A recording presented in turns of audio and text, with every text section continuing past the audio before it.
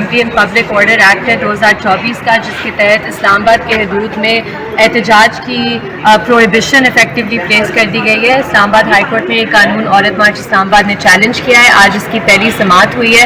ہم نے اس کی کانسٹیٹیوشنالٹی کو چیلنج کیا ہے کہ یہ آرٹیکل 16 کی لینگویج کے، اس کی انٹینٹ کے بالکل برعکس ہے. سیکشن 4(6) جو ہے اس ایکٹ کا ایک بلینکٹ پروہیبیشن اسمبلیز پر ڈالتا ہے ڈسٹرکٹ میجسٹریٹ کی اجازت کے بغیر. جو اس میں اپیل پروسیس دیا گیا ہے اس میں 15 دن کے ٹائم لائنز پرووائڈ کیے گئے ہیں، اور ایگزیکٹو اتھارٹیز کے پاس یہ اپیل اور ریویژن کی ریمیڈی لائی کرتی ہے. یعنی کہ اگر میں احتجاج کرنا بھی چاہتی ہوں اور میں اپیل میں کامیاب بھی ہوں، مجھے فریش پرمیشن اپلائی کرنی ہوگی، کیونکہ وہ اس ڈیٹ جو پروٹیسٹ کا تھا وہ تو گزر گیا ہوگا.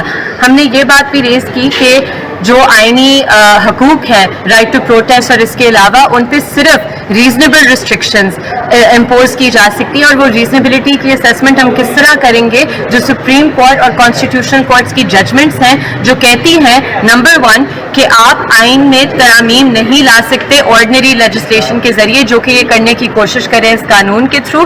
نمبر 2 کہ آرٹیکل 141 اور 142 آئین کے کہتے ہیں کہ پارلیمان صرف ان چیزوں پر لیجسلیٹ کر سکتا ہے سبجیکٹ ٹو دا کانسٹیٹیوشن، یعنی کہ آئینی حقوق جو دیے گئے ہیں آئین میں ان کو پامال کرتے ہوئے کوئی قانون سازی نہیں ہو سکتی.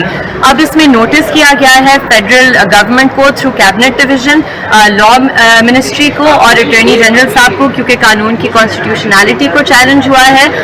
ہمیں امید ہے کہ اس ایشو کو سیریسلی لیا جائے گا، کیونکہ اس طرح نہیں ہو سکتا کہ پورے ملک میں احتجاج کی اجازت ہے اور صرف اسلام آباد کے حدود میں آپ اسلام آباد کے شہریوں کو کہہ رہے ہیں کہ ہر احتجاج کے لیے آپ کو ڈسٹرکٹ میجسٹریٹ سے پہلے اجازت لینی ہوگی، اور اگر آپ نہیں لیتے اور آپ احتجاج کرتے ہیں 3 سال قید، پھر سے احتجاج کرتے ہیں 10 سال قید. ان افیکٹ انہوں نے یہ رائٹ ٹو پروٹیسٹ کو کرمنلائز کر دیا ہے.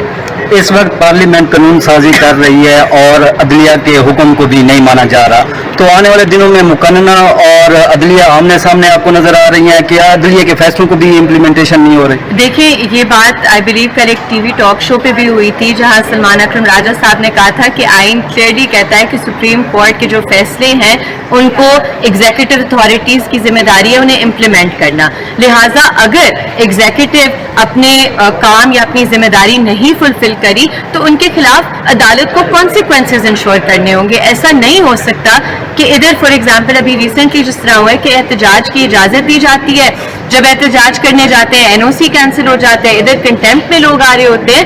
یہ کس طرح کا قانون کا مذاق ہے، اور آئینی عدالتوں پر یہ ایک حملہ ہے. حملے سے کم یہ تصور نہیں کیا جا سکتا. اور اب آئینی عدالتوں کے ہاتھ میں یہ بال ہے کہ وہ دیکھیں کہ کس طرح کس کا احتساب ہوگا. وہ اپنی ریٹ کو اسٹیبلش کرنے کی ضرورت ہے.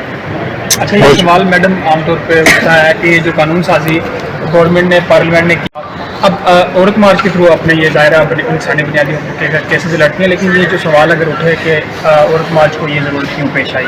دیکھیں عورت مارچ صرف عورت مارچ نہیں کرتا، عورت مارچ پروٹیسٹ بھی کرتا ہے، ایمرجنسی پروٹیسٹ بھی کرتا ہے.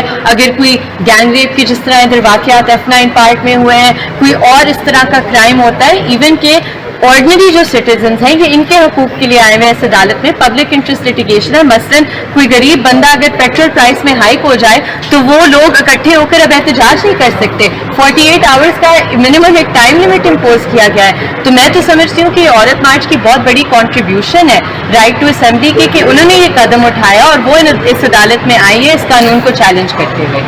نئے چیف جسٹس کی تعیناتی جو ہے اس کے اوپر بھی شکوک و شبہات ہیں. حکومت جو ہے وہ نوٹیفیکیشن نہیں کر رہی.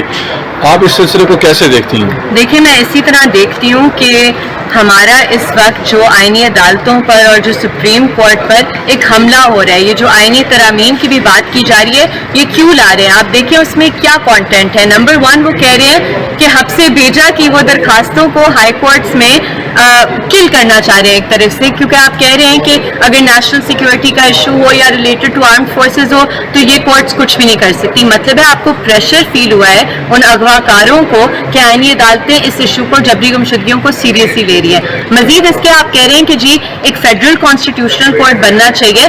فیڈرل کانسٹیٹیوشنل کورٹ مختلف کس طرح ہے سپریم کورٹ سے؟ آپ نے وہی اختیارات جو سپریم کورٹ کے ہیں فیڈرل کانسٹیٹیوشنل کورٹ کو دے دیے.